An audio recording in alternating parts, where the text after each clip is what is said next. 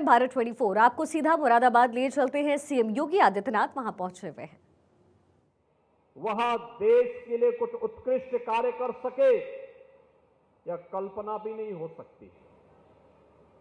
प्रधानमंत्री मोदी जी ने विजन दिया, प्रदेश की डबल इंजन की सरकार ने उसको इंप्लीमेंट किया और आज परिणाम है कि मुरादाबाद में भी अटल आवासीय विद्यालय बनकर के खड़ा है। आप देख सकते हैं, श्रमिकों के बच्चों के लिए, अनाथ हुए बच्चों के लिए ये विद्यालय बन रहे हैं। अब मैं पूछना चाहता हूं, एक मॉडल यह है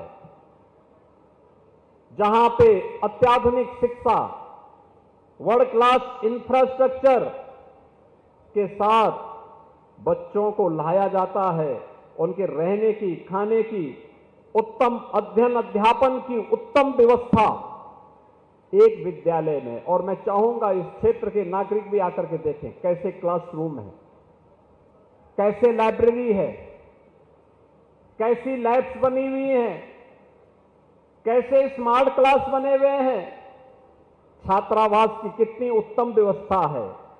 मेस में देखिए, खान पान की व्यवस्था को देखिए और तब तुलना करिए समाजवादी पार्टी की सरकार के समय की उस अराजक व्यवस्था को, जहां विद्यालय थे लेकिन शिक्षक नहीं थे, जहां पे शिक्षक थे लेकिन छात्र नहीं थे, क्योंकि किसी को विश्वास ही नहीं था कि यहां पढ़ाई भी होगी। क्योंकि समाजवादी पार्टी का तो विश्वास ही इस बात को लेकर के था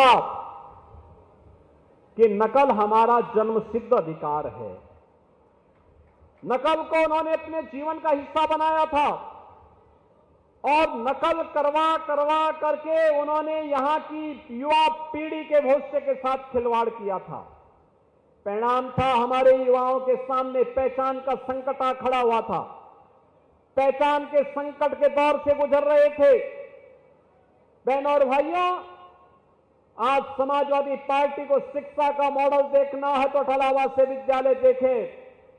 ऑपरेशन कायाकल्प में समाजवादी पार्टी की विरासत से 1,54,000 विद्यालय जर्जर हालत में हमें प्रदेश के अंदर प्राप्त हुए थे। जर्जर हालत में विद्यालय नाम का है, खड़ा है। विद्यालय है तो भवन नहीं, भवन है तो शिक्षक नहीं, शिक्षक है तो छात्र नहीं। और अगर शिक्षक और छात्र है तो भवन की स्थिति ऐसी हुआ करती थी कि कब गिर जाए। बालक बालिकाओं के लिए टॉयलेट की व्यवस्था